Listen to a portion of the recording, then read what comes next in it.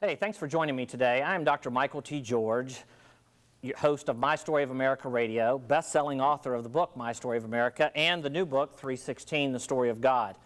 My ministry is I really travel the nation finding incredible stories of what God is doing in the lives of ordinary individuals.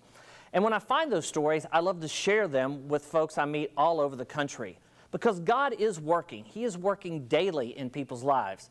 Sometimes we get so caught up in the negative things we see that we forget that God is on the throne, that He is making an impact. Today I want to share with you an incredible story of a gentleman we just call by the name of John. Reason being is his life is still in danger to this very day. So we're going to step back into time and start at the beginning of where John's life starts. He grew up in Afghanistan, in fact, just outside of Kabul. And as a child, John grew up, as anybody would in that area, he grew up as Islamic. His life as a child was quite different than ours. What he grew up experiencing really impacted him in a negative way. Growing up during that time period, at first, you had in the city 7 different ethnic groups fighting against one another. He called it the Civil War. That's when the Mujahideen, the Islamic fighters, basically had kind of carved up the city. And what would happen is if you lived in one section of the country, and whatever ethnic group you were, if that part got overthrown, you would have to move to a different part of the city. And so, as a young child, John constantly had to be moved from one part to another. And it was very uneasy. Not only that, he witnessed terrible atrocities throughout his time period. For that time when the Mujahideen was ruling, his father would sometimes send them off to different parts, over to Pakistan just for safety, while his father would work and kind of would try to take care of the rest of the family. Because they often did that. They would send one child away, and it was always a male child, so that the family could live on, the family name could live on in case the rest of the family was wiped out. That was the environment in which John grew up in. And then something happened in his country that they thought at the time was a good thing. The Taliban took over. In fact, it overthrew all of these other 7 different Mujahideen Islamic fighters. And so it kind of brought what they thought, it unified the country. In fact, when the Taliban first took over, they were throwing candy in the streets to them. They thought, hey, this is a great thing. But then they realized it was something very terrible. The Taliban had put in place a very strict implementation of Sharia law. Little girls were no longer allowed to attend school. In fact, women could not hold a job at all. They were required not only to be covered from head to toe, they could not be outside the home without a member of their own family. This was the beginning of what John began to see. But not only that, the Taliban began to implement very strict and very terrible consequences for anybody who disobeyed their rule. In fact, one day John was out on the street as a young child, and his hair was a little too long for their liking. The Islamic police came over and they grabbed him, and they beat him first. And then they took out a razor and they shaved the side of his head, and then they cut an X in the top of his head. He was bleeding, and of course his hair was all a mess. And they told him, now you'll know to go get a haircut. Another time he was out with his mother and his sister. The Islamic police came over and they beat him until he could prove that this was actually his mother and his sister. Because it's against the law to be out on the street with any woman that is not a relative, or at least your spouse. These seem extreme, but there was other things that were even more extreme. John can remember walking the streets of Kabul and seeing human hands hanging from the telephone lines, the power lines.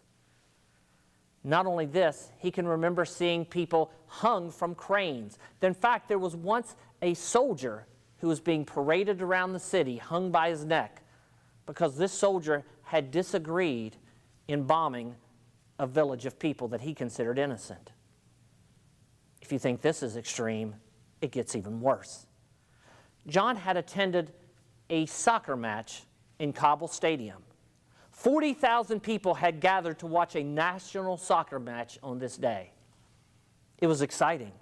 The score was back and forth, and then all of a sudden, in the middle of the match, everything stopped. The Taliban came into the scene, and they ordered every exit to be locked. No one was allowed to leave the stadium. They then began to announce that a guy is being brought forth. As they brought the gentleman forth, they began to pronounce that this man had committed a heinous act. And because of it, he was being sentenced to death. And in the front of 40,000 people, men, women, and children, the Taliban then took out a blade and cut his head off in front of all those people. But they weren't finished. They now announced that they had suspected of a woman who had committed adultery. They brought this woman out and pronounced that she was unfit to live. Soon they tied her, and they gathered other people around with large stones, and they began to take and physically throw the stones and hit the woman one after another, until she collapsed to the ground. And then they finished her off until she bled to death, beaten and battered by the stones, as 40,000 people looked on in horror. The Taliban then dragged the dead bodies off the field, and with blood still laying in the grass, ordered the soccer match to continue. And now, a national pastime, men are running around kicking a soccer ball, running through the blood of people who had been murdered by the Taliban. This is the environment John grew up under. But it changed. It changed in 2001, actually, when the United States military came and overthrew the Taliban. For the first time, John said there was a sense of hope, actually, in their country. You see, he had never, ever experienced electricity as a child. In fact, you couldn't even make a phone call because there wasn't a way to make a phone call where he lived. You had to travel over into another country, into Pakistan, to actually place a phone call. But things had opened up. Things had changed. And his father gave John some very good wisdom. He said, "John, I want you to learn English because we are going to have people coming into our country that speak English, and I think you will have an opportunity to make a living." So John, he ended up going to Kabul University, studied many things, but most importantly, he studied English. And because the country had been opened up, many people had decided to come because, hey, Afghanistan has a long and rich history. There's people that want to come and tour the place. They want to see the history. They want to see the antiquities.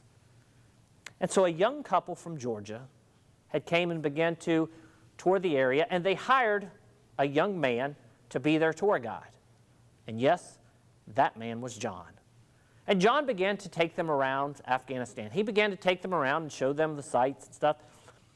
But he began to notice something about this couple that was strange to him, that was different.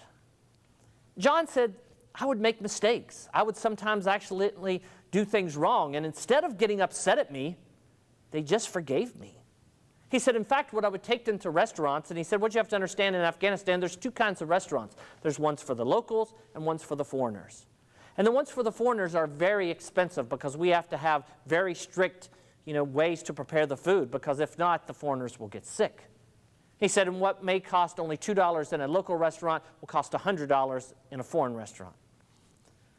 So I would take them to this restaurant, and they would bring me inside and ask me to eat with them. He said, they treated me like their son, and eventually I broke down and said, "Who are you people?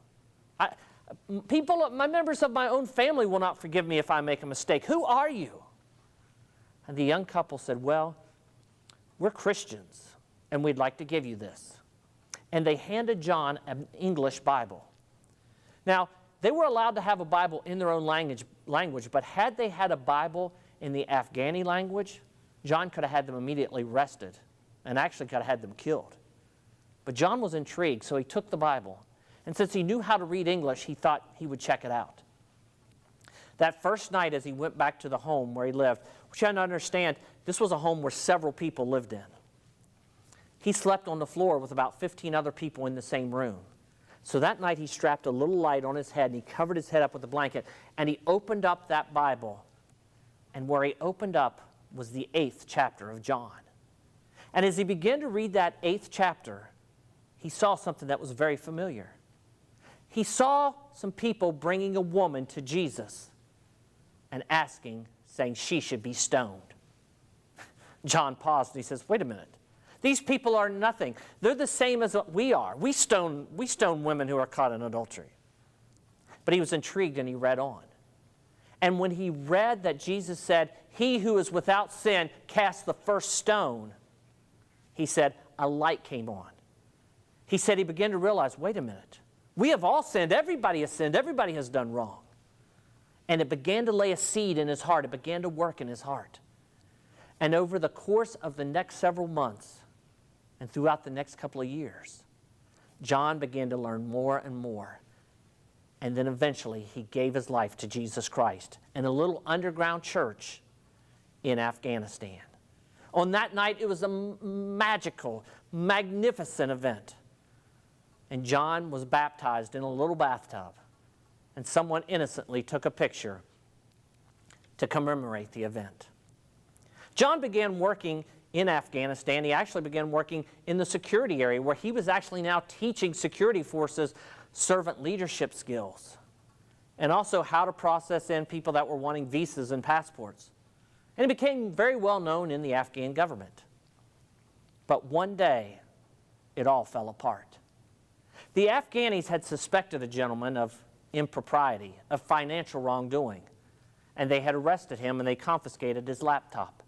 And as they began to go through the laptop looking for any evidence of wrongdoing, the guy doing the searching came across a picture. And the man he saw in the picture, he knew very well. In fact, the issue of financial wrongdoing was unimportant anymore. This picture was more important. The picture he saw was the picture of John's baptism. And that to him was treason. He had betrayed Islam. And John would not only have to be arrested, he would have to die.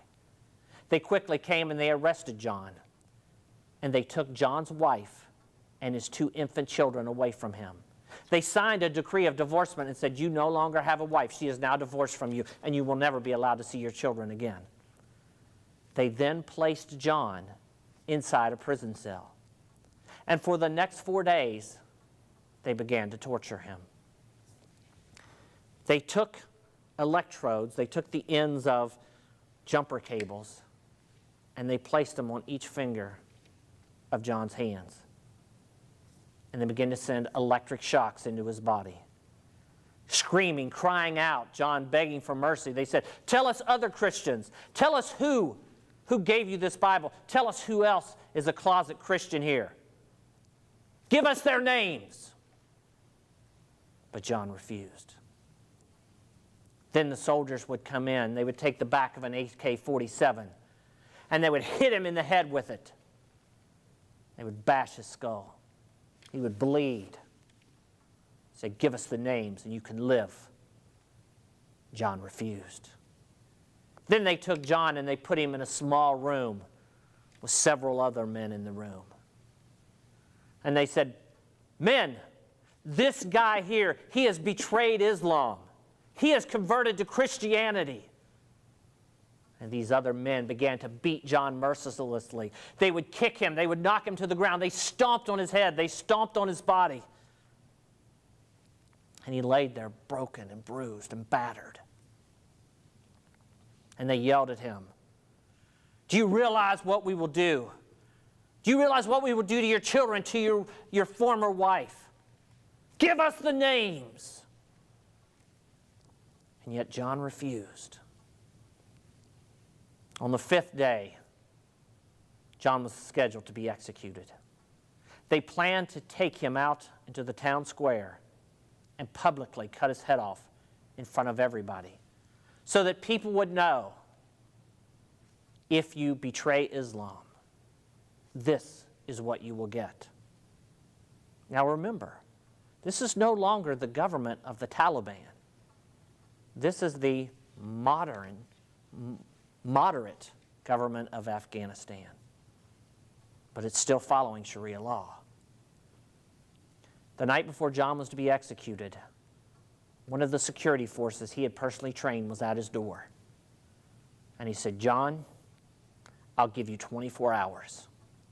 I'll open this door and I'll give you 24 hours to get out. But if I ever see you personally, I will kill you myself. John walked out of the cell, and as he walked out into the yard, he was waiting to be shot in the back. He said that's usually what took place. They would shoot you in the back as you tried to escape. He waited for it to come, but it never came. He managed to escape. He managed to get out, and quickly he got to Tajikistan, and he got to a German doctor that some friends of his, some Christian friends, had told him about. The doctor was able to nurse John, was able to kind of put him back together. John was able actually to sneak back in Afghanistan, get a visa, and he got to America. When he arrived in America, he was able to meet up with those Christians from Georgia that had introduced him to the gospel of Jesus Christ. And he poured out his heart to him and told him about what he had experienced and what he had lost. That wasn't the end. John was determined, I want to get back my family. I want to get back my wife and my 2 children. And so he began to work. He began to work every job he could. 2 jobs, 3 jobs, it didn't matter. He wanted to make as much money as he could, and he began to work through this Christian network to get word to his wife and his children, I'm going to get you out.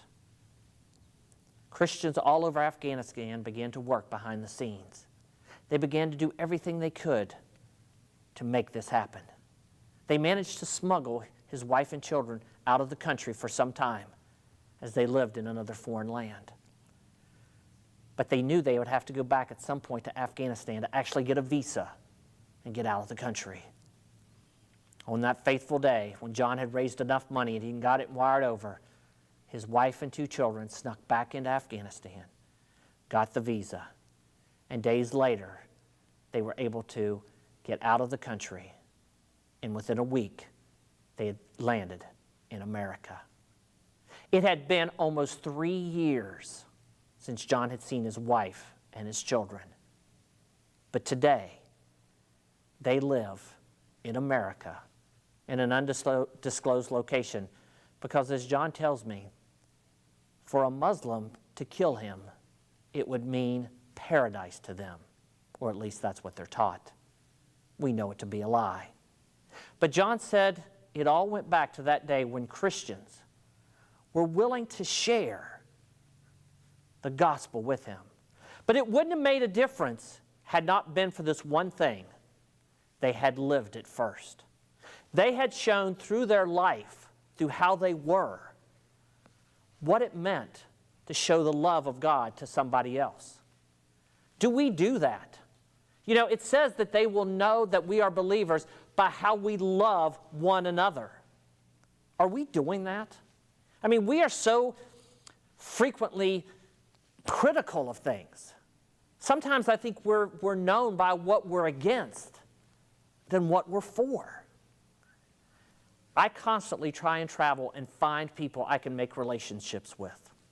If you check out my website, michaeltgeorge.com, you'll find more information about my ministry. You'll find more information about my books, My Story of America and 316, The Story of God. But stories like these tell the big picture, that God does work through people's lives. That's why we're here. He has equipped each one of us uniquely to be able to share the gospel in our communities, in our businesses, in our homes, in our families. What has God done in your life that you can share with others? That's what I do every week on My Story of America. We find stories that make an impact in the lives of others. Thank you for being with me. I am Dr. Michael T. George. It has been my pleasure to share this incredible story of life with you today. Good day, my friends, and God bless.